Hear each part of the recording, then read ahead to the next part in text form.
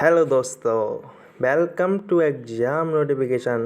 दोस्तों, मैं राघव शर्मा आपके लिए लाया हूँ साइंस के बहुत ही महत्वपूर्ण क्वेश्चन जो कि पिछली एग्ज़ामों में आए हुए हैं।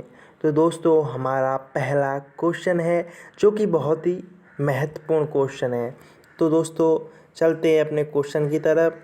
सबसे बड़ी आँखें किस स्तनधारी प्राणी की होती हैं? इसका आंसर होगा दोस्तों हिरण। हिरण एक ऐसा जानवर है या ऐसा स्तनधारी प्राणी है जिसकी आँखें सबसे बड़ी होती हैं। नंबर 2 दूसरा क्वेश्चन है दोस्तों, आज कार्बन डाइऑक्साइड यानी कि CO2 के उत्सर्जन में सर्वाधिक योगदान करने वाला देश है? USA, संयुक्त राज्य अमेरिका। अगला क्वेश्चन है, निम्नलिखित में से किस उद्योग में अभ्रक कच्चे माल के रूप में प्रयुक्त होता है? दोस्तों, अभ्रक का जो यूज होता है वह विद्युत बनाने में कच्चे माल के रूप में इसका यूज किया जाता है। अगला क्वेश्चन है दोस्तों, विद्युत प्रेस का आविष्कार किसने किया? बहुत ही इम्पोर्टेंट क्वेश्चन है दोस्तों। हेनरी सीले ने इसका आविष्कार किया। दोस्तों, अगला क्वेश्चन है, दाब बढ़ाने पर जल का क्वथनांक क्या होता है? कम होता है या बढ़ता है? तो इसका आंसर होगा दोस्तों, हमेशा जब जल पर हम दाब बढ़ाएंगे तो इसका क्वथनांक बढ़ेगा। अगला क्वेश्चन है दोस्तों, सातवां, प्रत्येक क्रिया के बराबर या विपरीत दिशा में एक प्रतिक्रिया होती है, यह न्यूटन का कौन सा नियम है? तो दोस्तों, यह न्यूटन का तीसरा नियम है। दोस्तों, जैसे हम बंदूक से गोली निकलती है तो उसके पीछे जैसे कोई बंदूक चलाता है तो एक धक्का लगता है, वही बंदूक न्यूटन के तीसरे नियम का पालन करती है दोस्तों। अगला क्वेश्चन है, तांबा यानी कॉपर का शत्रु तत्व है गंधक। गंधक जो है वो तांबे को गला देता है। अगला क्वेश्चन है दोस्तों, उगते व डूबते समय सूर्य लाल प्रतीत होता है, क्या कारण है ऐसा कि सूर्य जब उगता है और डूबता है तो लाल दिखाई देता है? इसका कारण है लाल रंग का प्रकीर्णन सबसे कम होता है दोस्तों। अगला क्वेश्चन है दोस्तों, रेडियो एक्टिवता की खोज किसने की थी? दोस्तों, बहुत ही इम्पोर्टेंट क्वेश्चन है दोस्तों। यह क्वेश्चन कई बार मैंने एग्जाम में देखा है। तो दोस्तों, इसका आंसर होगा हेनरी बेकरल। हेनरी बेकरल ने इसकी खोज की थी दोस्तों। अगला क्वेश्चन है, दो समतल दर्पण एक दूसरे के 60 डिग्री के कोण पर झुके हैं, इनके बीच रखी एक गेंद के बने प्रतिबिंबों की संख्या कितनी होगी? दोस्तों, दो समतल दर्पण लेते हैं जिनको 60 डिग्री के कोण पर झुका देते हैं, फिर हम देखते हैं कि एक गेंद रख कर हम देखते हैं कि उनकी संख्या कितनी होगी दोस्तों।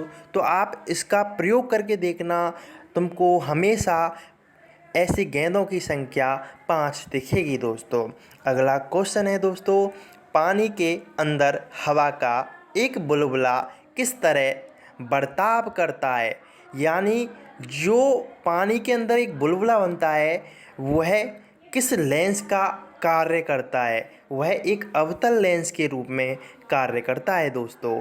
अगला क्वेश्चन है, इकाइयों की समस्त व्यवस्थाओं में किस इकाई की मात्रा समान होती है? विशिष्ट गुरुत्व की हमेशा मात्रा समान होती है दोस्तों। अगला क्वेश्चन है दोस्तों, यदि कोई मनुष्य समतल दर्पण की ओर 4 मीटर सेकंड की चाल से आ रहा है तो दर्पण में मनुष्य का प्रतिबिंब किस चाल से आता हुआ प्रतीत होगा? हमेशा दोगुनी चाल से आता हुआ प्रतीत होता है तो 4 का दुगना हो जाएगा दोस्तों 8 मीटर प्रति सेकंड। अगला क्वेश्चन है दोस्तों, कारों, ट्रकों और बसों में ड्राइवर की सीट के बगल में कौन सा दर्पण होता है दोस्तों? बहुत ही इम्पोर्टेंट क्वेश्चन है, बहुत ही। तो जो दर्पण लगा हुआ होता है दोस्तों वह होता है उत्तल दर्पण। आपको मैं बता दूं, दर्पण 2 प्रकार के होते हैं दोस्तों, उत्तल और अवतल दर्पण।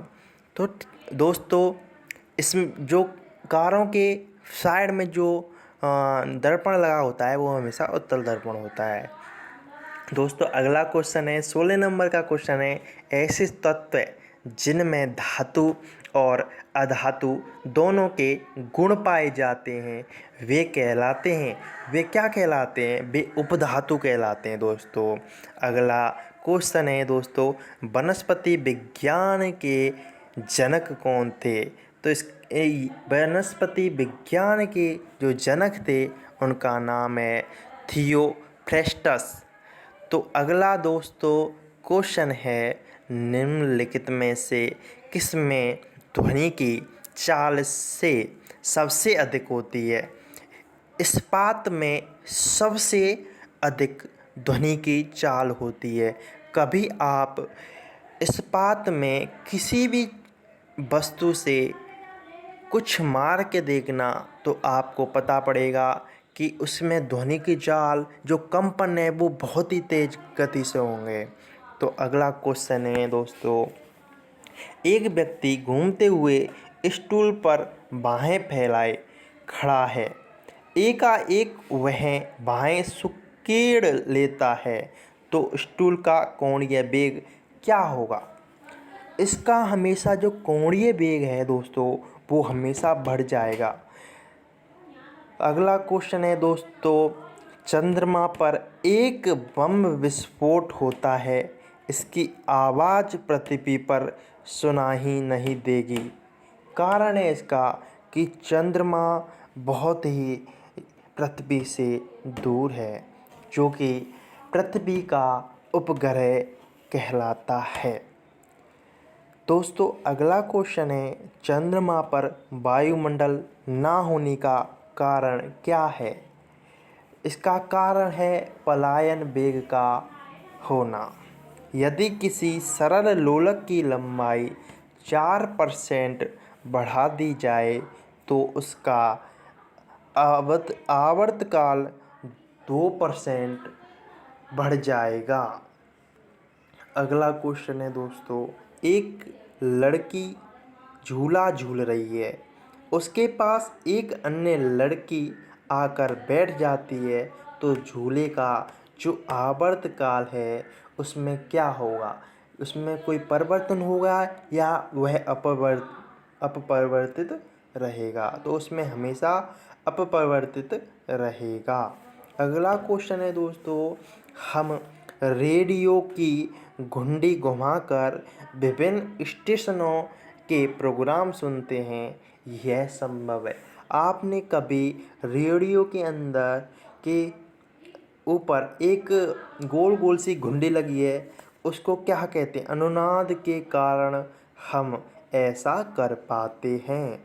बेंचुरीमीटर, बेंचुरीमीटर किसकी इकाई है या क्या ज्ञात करने में इसका यूज होता है? तो हमेशा दोस्तों इसका यूज होता है जल के प्रवाह को दर को नापने में। नंबर क्वेश्चन है अगला, चौराहों पर पानी के फुहारे में गेंद नाचती रहती है, क्योंकि उसमें क्या होता है, क्यों नाचती रहती है? पानी का वेग अधिक होने से दाब घट जाता है दोस्तों, इसलिए वह जैसे पानी निकलता है तो दाब घट जाता है तो वो नाचती रहती है दोस्तों।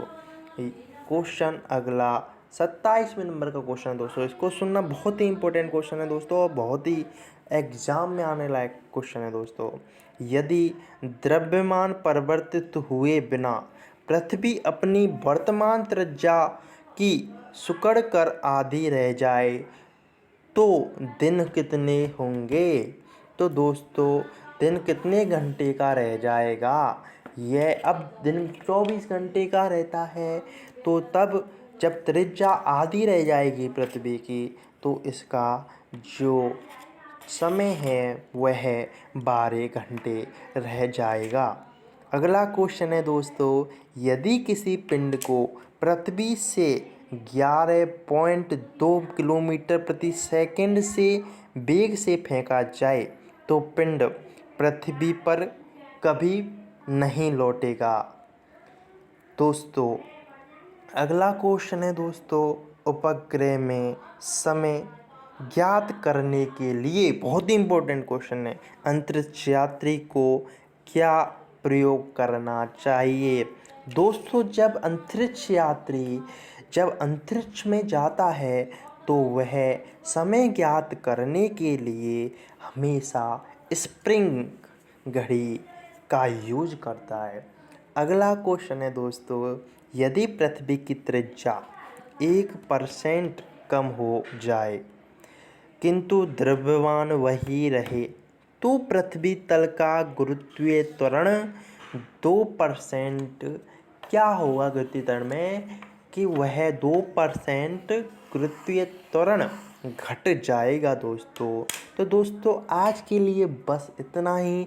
इन सभी क्वेश्चनों को आप ज़रूर देखें और याद करें, ये आपके एग्ज़ाम में आने वाले हैं दोस्तों। इनमें से कहीं ना कहीं क्वेश्चन मिल ही